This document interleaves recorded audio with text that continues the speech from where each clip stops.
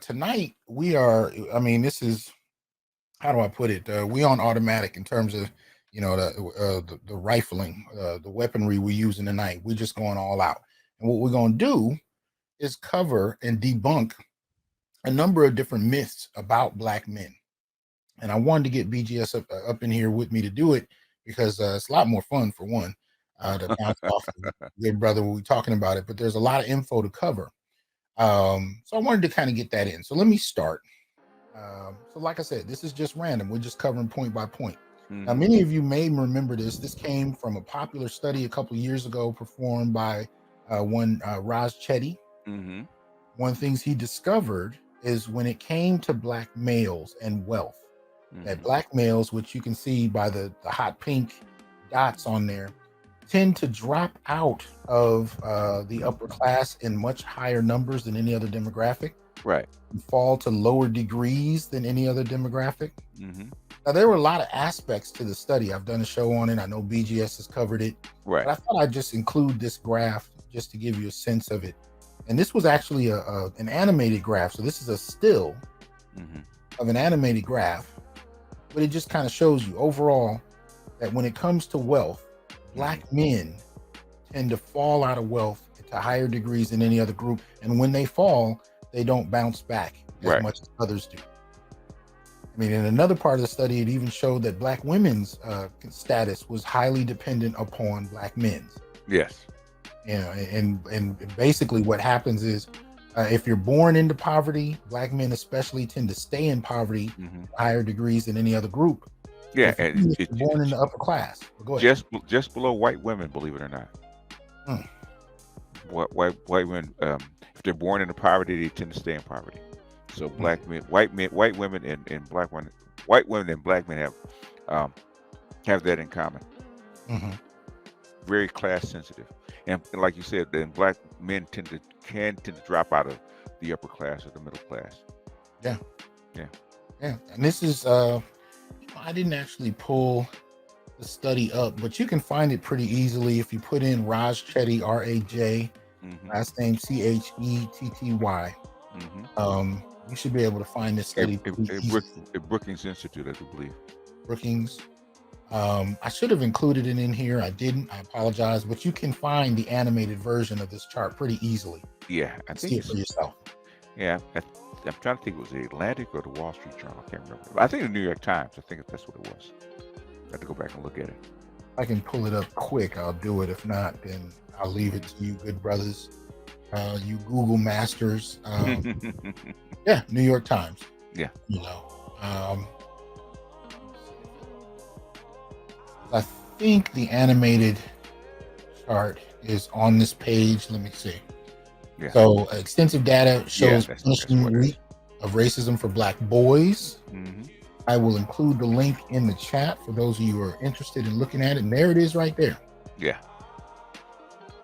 This might be how they drop out of the upper class. Most white boys raised in wealthy families will stay rich or upper middle class as adults, but Black boys raised in similarly rich households will not. Yeah, the wealth doesn't transfer over like it does for white men. Exactly. And I think this is important data to look at too, because sometimes I hear us being overly exuberant about dismissing the whole question of systemic issues and just making it all about individual drive. But these are the systemic issues. This is how systemic practices impact individual Black males. Right. And I think it's important that we understand how these things happen. It can't all just come from personal uplift and bootstrapism. It can't. At some point, you have to deal with the environment you're in and what actually happens. I don't know why this is a different. I don't know if there's more than one animated chart, but I just wanted them to see the progression of it because it's still going. Right. You can see the breakdown. Right. Following the lives of 10,000 boys who grew up in rich families and where they end up as adults. Yep. That's 10,000. So when people want to dismiss what you're saying and say, "Oh, that was just a couple hundred people," no, that was out of 10,000 over a long-term study. Yeah. Now, the reason Chetty's work was so impactful a few years ago is because it really did it did show that this is gendered. Yeah. It's not really about women and girls, it's about men and boys. Yeah. Large income gaps persist between men but not women. You see the breakdown here on the left for men, breakdown on the right for women. This really dovetails into Jim Sedanius's work about the subordinate male target hypothesis. The impact that when you really see one group oppressing another, it's usually men on men. The women have a very different experience. So, and I think there's another study, or there's another article on Shetty's work, and I think it's called "It Is About the Boys" or something like that. Right. You see a black boy in the cover. Right? So, share of children living in low poverty neighborhoods with many fathers present. See the breakdown there. 63% of white kids, 4% of black kids. Share of children living in high poverty neighborhoods with few fathers present. Right. And you see the breakdown there. 1% of white kids, 66% of black kids. So he even quotes William Julius Wilson. So here another animated chart for poor children. The pattern is reversed. Most poor black boys will remain poor as adults. White boys raised in poor families fare far better. Yeah. So this deals with being able to get out of poverty. This is what I hear, even in the manosphere, the most about. We just need to pull ourselves up by our bootstraps. We need to John Henry it, stick your chest out, make it happen. But this is the reality. This is the reality. Any thoughts about that, bro? No, it's pretty common. Well, it's racism, white supremacy, right? That's in action, and plus the affirmative action that you're supposed to get for black males never came across actually with the white females. So a white male that would actually marry a white female will actually get out of poverty. Like I think you actually did a short on that. That $1.75 that goes to white people. Yes, sir. White families. Okay. Yeah. That's two lower class people getting out of poverty. Yeah, absolutely. Absolutely. The dollar white men earn against the 75 cents that white women earn. When they marry, it's $1.75. We tend to stay apart. Yeah. And so employed black men make slightly more than black women. Yeah. But when you factor in incarceration, we're the only group of men that make significantly less than our women. Because most of these studies were never geared to take into account incarceration. Incarceration is not supposed to impact economic studies. Only people that earn an income actually get registered, but you have 25% of black men that don't earn an income because of crime, because of poverty, because of former incarceration. So yeah. Hey, now Uru keep dropping bombs from the comment section. I'm like, man, you're gonna have to come up here in a minute. It says in a wealthy white family, most of the investment and training will be with the sons. In a wealthy black family, most of the investment and training will be with the daughters. Yep.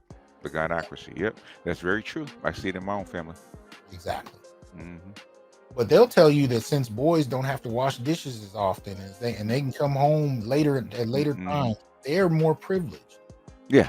Well, the thing is social freedom. Yeah, it's called neglect. They don't, the mothers don't care. Damn. They care about the daughters. They care about the daughters being out at night. They care about the daughters getting into trouble. The boys, they don't care. It's called neglect. Absolutely. Yeah. Now, this is an interesting one. Share of the men incarcerated on April 1st, 2010. The blue dots are black males. The yellow dots are white males. And it goes from there. And I don't think it's an accident that you don't even have women on the screen. The incarceration rates for men and women are so varied as far as that. It makes sense. Yeah. The sons of black families from the top 1% had about the same chance of being incarcerated on a given day as the sons of white families earning $36,000. God damn. Go ahead, Hasan. Let it go. Nah, man, I don't. Did y'all hear that at all? The sons of black families from the top 1% had about the same chance of being incarcerated as the sons of white families earning $36,000 a year. Come on. This is the shit I need us to understand. This is the shit I'm talking about, because I hear people say, well, why are you always focusing on the data? Why are you always talking about this? This just is about victimization. This is about reality. Mm-hmm. I'm not talking about this because I love victimization. I'm talking about this because this shit is happening, A, and B, there are far too few spaces where this is being talked about bluntly. Yeah. Where the data is being shared unapologetically. So it doesn't matter about class as far as the justice system. No, class doesn't change a goddamn thing. Mm-hmm. It doesn't change a thing.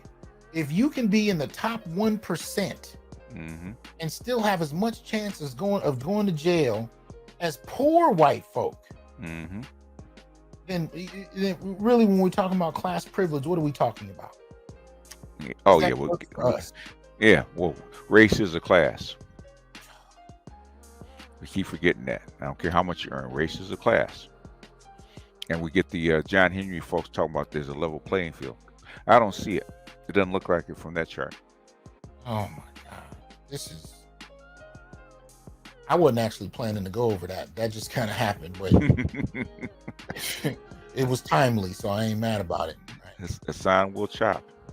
Percent of children married in 2015. So you can see white men at the top, see black men and women at the bottom, mm-hmm. right? So, it's nothing new there. Income gap exists for black and white boys if they had one parent in the house or two. Mm-hmm. That's interesting, right? So the solid color lines are two parents, the faded lines are one parent, mm-hmm. and you notice a difference in both white and black groups. Yeah. But the black group the starting point is less. Mm-hmm. And you can actually see by the chart that the black boys actually fall further. They fall further. Yeah. And they rise higher at the end with fathers in the home. Yeah. Interesting to note as well. Right. So this Raj-Chetty study is incredibly important. High mobility rate for Asian Americans is partly about immigration. Mm-hmm. Chetty himself, I think he's Indian. Yeah. Yes. Raj, yeah. What name like Raj? It better be. I'm guessing, but sometimes I'm surprised. So, but again, I put the link in the chat for this. I think it'd be good for you guys to, if you haven't looked at it, or even if you haven't seen it in a while, to revisit it. Right. All the lives of 10,000 boys who grew up in the U.S. This is a different one for the same kind of breakdown, I think. But I think that, the other one was showing us those who were rich and falling out of wealth, or those that were poor and where they ended up. This is showing us across class at each level what happens to 10,000 boys over the years, from childhood to adulthood. Yeah. I can't stress how important this is enough. Yeah. So Rogish says this is humbling. This is what I'm talking about. This is why I'm here. I'm to talk about this, because I think it's important that we keep what's actually happening to people. See, I'm not talking about data just to use the word data. I'm fucking talking about what is actually happening to people beyond our opinions or anecdotal stories. I'm not going to tell you about what happened to my boy when we were 15. I'm going to show you what the data actually says. And when I get people, and this tends to be feminist, when they say, well, the data can be manipulated. I agree, it can be. But here's the thing. It's harder to manipulate data than it is to manipulate whatever the fuck comes out your mouth. Yeah, but they don't say that when the data actually helps them. Yeah, exactly. Like the wage gap, which is false. Okay? Yeah. When the data works for them, the data is cool enough to use. When it's against them, the data is manipulatable. But the thing about it too is, any data point you disagree with, you can find other studies. And when you look at enough studies, you can have a basic understanding of what is approximately happening with people. But when you just say, well, divorce is high because, all my friends got divorces. I mean, that logic of what happens to my friends is evidence of what's going on with everybody. Falls short, right? And I'm just saying, when you actually look at the data, it kind of keeps us honest. It forces us to, engage something beyond our own experience. So I just wanted to share that with you guys, because I think it's important when we talk about this stuff that we move, past just personal anecdotes and stereotypes and opinions, and actually look at what's happening on the ground. And that, to me, if you're going to develop a strategy to respond to it, which I do want us to do, we have to first understand what the hell the problems are. And if we're so lost in fantasy that we can't get to the actual problems, then the problems, the clarification on what those are and what our solutions are going to all be rooted in cartoonish fantasy. You got to start with the reality. What's happening on the ground with people? Now develop a strategy in response. And I'm not saying I have all the answers. I'm just clarifying the problem. I'm looking at the data for what it is, and I'm trying to eliminate stereotypes, conjecture, and get to the real. I have some ideas. One principal thing we talk about on this channel is the black male political agenda. That is often, that everything on that is in response to this data we're covering. Right. This is why I also invite people like BGS, who has a standing invitation to the show, and I'm often grateful that he uses it, right? Because he has a strong understanding of the data and has decades of experience with it. This is why I invite the kind of brothers that are in the chat. I don't want just a bunch of people up here talking about bullshit. I want intelligent brothers like the ones in the chat who have something to say about this. Yeah, and plus Clark and Moynihan was saying this back in 1965 that black boys escape poverty for one generation only. They tend to fall back. Oh, shit. They've been saying this for like 60 years. It's not new. Clark has been saying this since the 50s. Yeah, but how vulnerable black males were actually to this kind of economic stress. And I'm not covering that information to make people feel bad or to stamp out hope. It's simply to say, all right, if you know that this tends to happen, then if you know that the majority of black folks who attain wealth tend to lose it in a generation, then by God, if you attain wealth and you know that this happens, you have a better opportunity of not losing it if you're aware that it happens. That's all I'm saying. I'm not trying to make people feel bad. I'm not trying to say there's no hope. I'm not trying to say there are no solutions. To me, in order to have a solution, you got to first understand what a problem is. There can be no solution if you don't even understand what the problem is. Yep. And I find that most of us don't understand what the problem is. Yeah. Because too much of the time we're talking about how we feel, we're talking about what we saw, we're talking about stereotypes, and many of us have been raised. The reason I'm doing this very episode is to challenge the stereotypes that most of us were raised with about us. Yeah. About us.